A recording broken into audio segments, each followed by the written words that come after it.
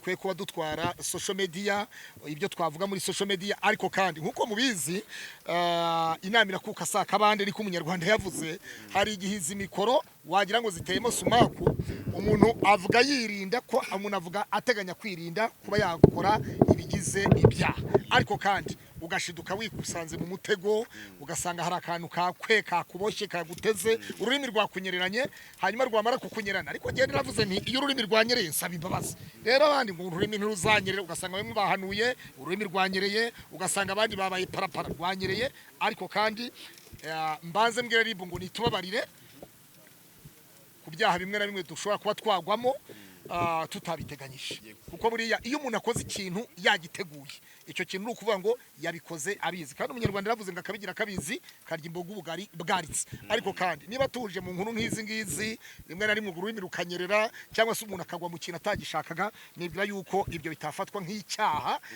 kandi ukosa n'ukora udakosa ntashobora gukosa kubera yuko adakora Murungi Sabe wa Isimbi TV yigeze kuvuga ijambo aravuga ngo ukosa n'ukora yabuze content kandi ariko se mwebwe ntimwana mushimira ko yari yaranze kubiyereka none uyu munsi wa none yaje kuri kamera arabiyereka ibyo byanye n'ubwabyo ntimwabimushimira koko ntabwo mwabyishimye jewe dore ikintu nagaye kuri Murungi Sabe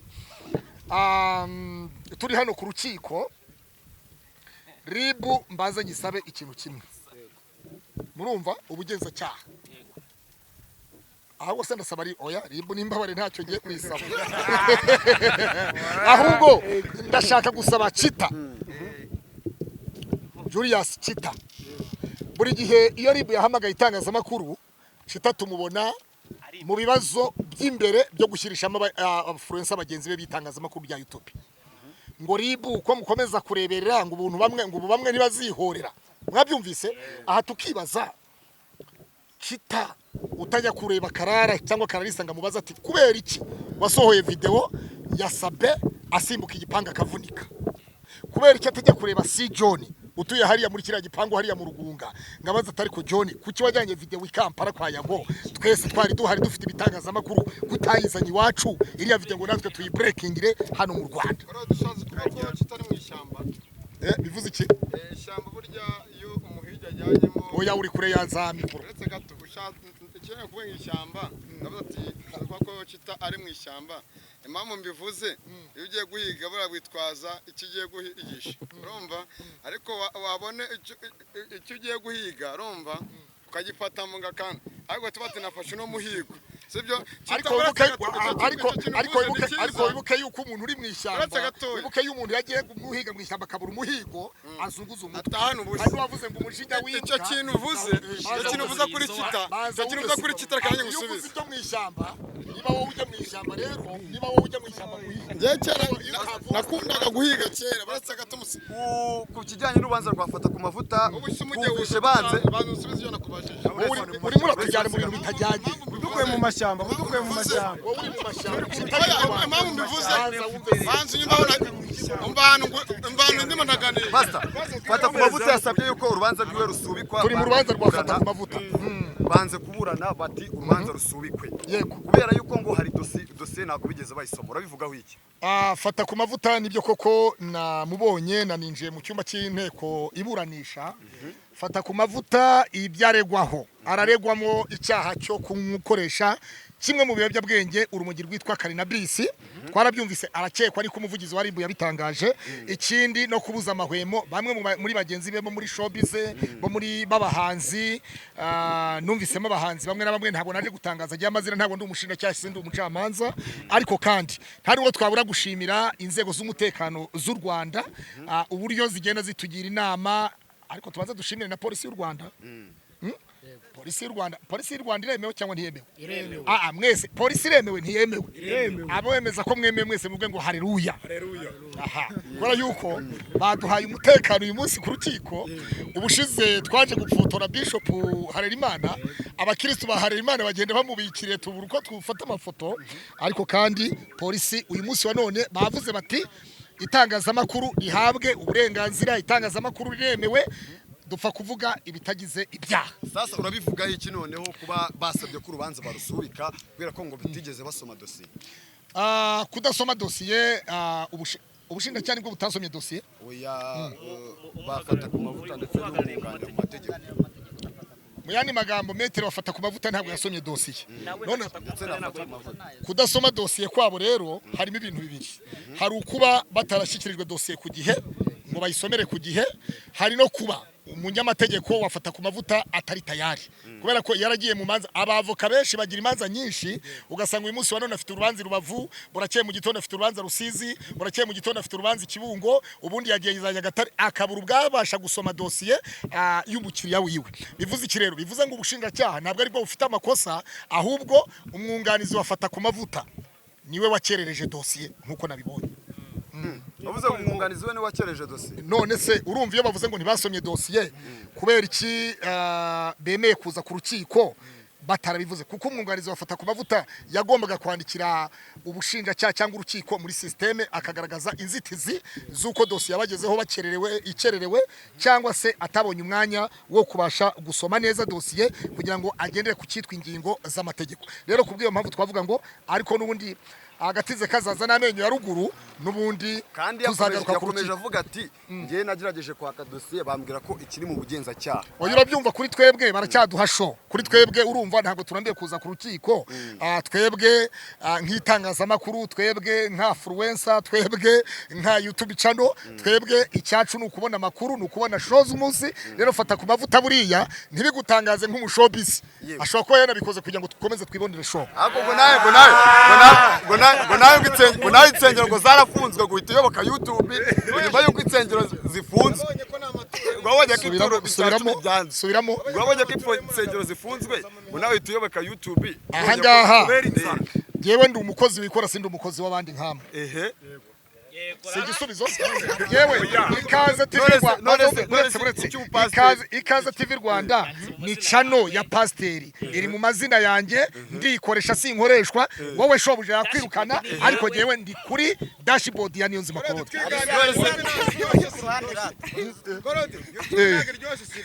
YouTube iraryoshye uruhande rumwe amaturo sa oya YouTube amafaranga impasa yaso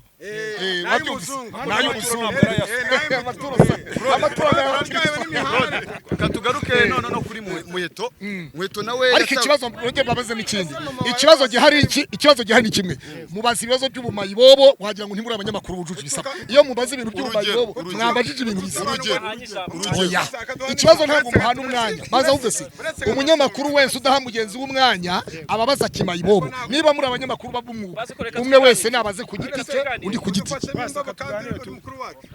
ikibazo nyine wowe aha none urumva kuba jenetse tangira ubaze none ibibazo byo mu ishyamba ntabwo tubishaka hano turi mu Rwanda rw'umutekano tuba mu ishyamba twigire kure wenda ku rubanza rwa muheto ibyo nibyo dushaka wowe ubaze ikibazo umunyamakuru wese avuga ati nkorera ikinyamakuru iki n'iki wabyumvise neza umunyamakuru wese avuga ati ndi umunyamakuru ikinyamakuru iki n'iki hanyuma ambaze musubize undi nawe ambaze musubize kajya mihanda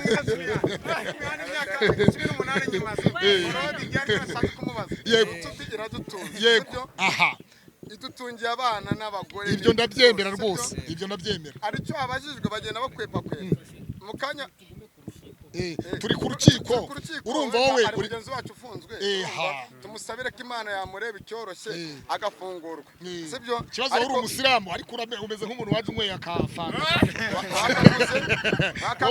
byiza ko baba bakanguriye dukomeza kungura ubutabera bata ku mavuta kwe gukuraho iriya somo bata ku mavuta agwe gukura iyo shusho hano turi hano waje kumureba waje no kuri moto divine batse gatoyi urumva niriye somo nkayo umusesenguzi usesengura buri kimwe cyose cy'iyi mihanda bagakwiye kubonamo isomo ryafata ku mavuta urumva uri hano kuko ari bitubwira ko ari byo tuvuga tugasanga twagiye mu cyaha kuri nkawe Pastor Claude niriye somo uvanyemo hano umusesenguzi twirwa dusesengura murakoze cyane ubusesenguzi icyo nasesengura nka Claude kurifata ku mavuta icyambere harimo gutukana no guhubuza amahwemo abagenzi be babahanzi uko twabyumvise icya kabiri harimo icya kabiri harimo ko yaba yakoreshaga ikiyobyabwenge cy'urumogi cyitwa cannabis. Ibyo rero nibwira yuko umuntu ushobora kuba yabakoresha ibiyobyabwenge mu buryo bumwe cyangwa ubundi bitubahirije cyangwa se bitemewe n'amategeko ntabwo ari byiza, cyane ko inzego z'umutekano zibikangurira abantu buri munsi. Aha rero navuga ngo fata ku mavuta, nawe iyo urebye amagambo yavugaga kenshi na kenshi buriya baca umugani mu Kinyarwanda ngo umuntu ayoberwa umwibye hayoberwaho amuhisha. Mwabyumvise neza? Urumva hari umuntu ushobora kuvuga bakavuga batari kuriya ni umubwiriza butumwa. Amagambo ya Korode ni umubwiriza butumwa. Amagambo yafata ku mavuta katari umubwiriza butumwa, ari amagambo fata ku mavuta ubundi yayakuraga.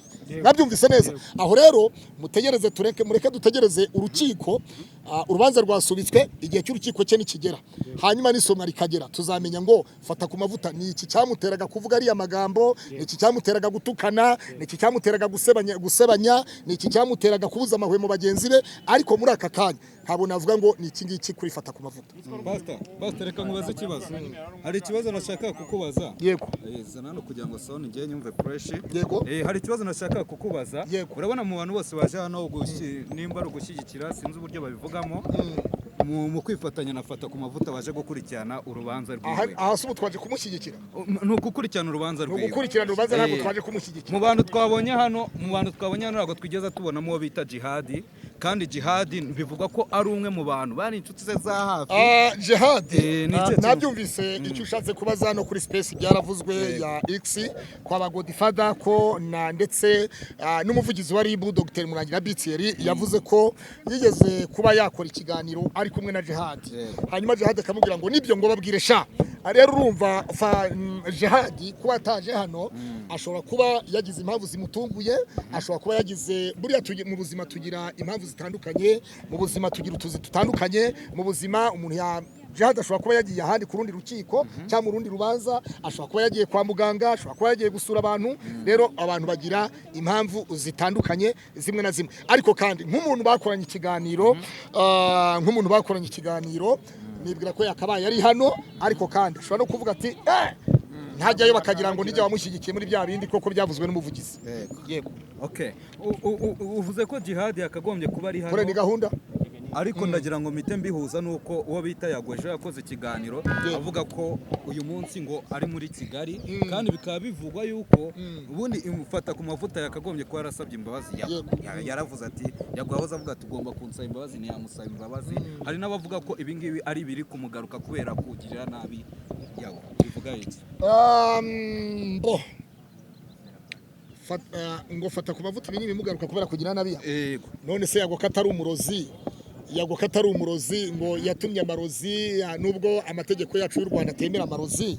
Yago si umurozi ngo tuvuge ngo yohereje amarozi kuri fata ku mavuta, tuvuge ngo hari ibindi hari n'ibyavuzwe ngo igihe Sabe yavunikaga, hari ibyavuze ngo ni ingaruka zo kuri Yago.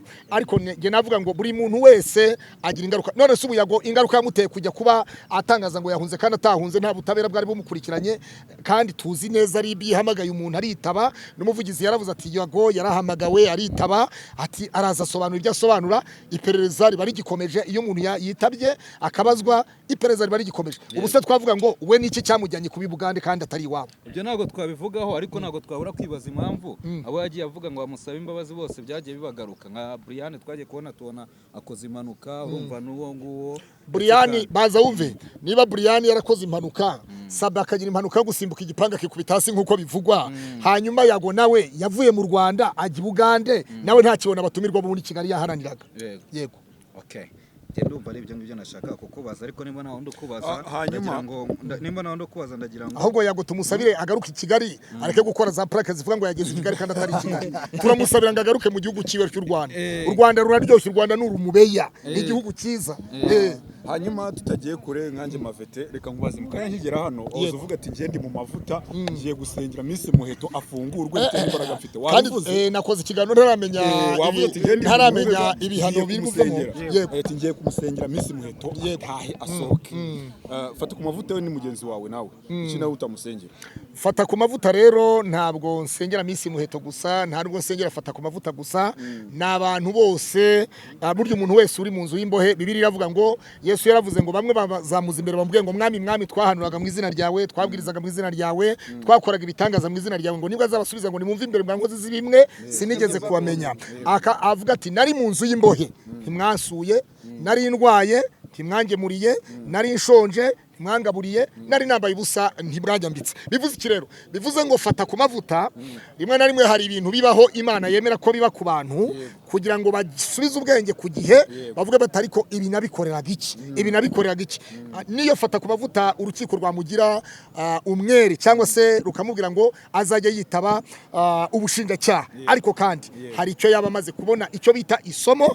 Ni buri ikintu cyitwa igifungo, niyo waba wafungwa amasaha 3 udafite uburenganzira kuri telefone yawe, utabasha guhamagara umugore wawe ngo muvugane ku gihe, utabasha kureba umwana wawe ku gihe, igifungo cyose cyitwa igifungo. Niyo umuntu yakubwira ngo ngufunze iminota 30, mu minota 30 hari ibintu byinshi waba ukozemo kandi byakugira akamaro. Rero nicyo navuga cyo Imana igidufasha buri munsi. Abantu bo kuri social media duhura na byinshi, ururimi rwacu rushobora kunyura muri byinshi, ariko kandi niba umuntu ashobora kuba yakora ikintu atakigambiriye, twavuga ngo Imana yohereze fata ku mavuta ndetse na Miss Muheto, cyane ko Muheto we numvise harimo ibintu bigeze kuri bingahe, 3. Nihute ndetse nk'umuntu nanjye ufite YouTube, y'umuyoboro wa YouTube, kuko nanjye nkeneye ko ibi bintu bitambukaho. Kuri Muheto yagaragaje ko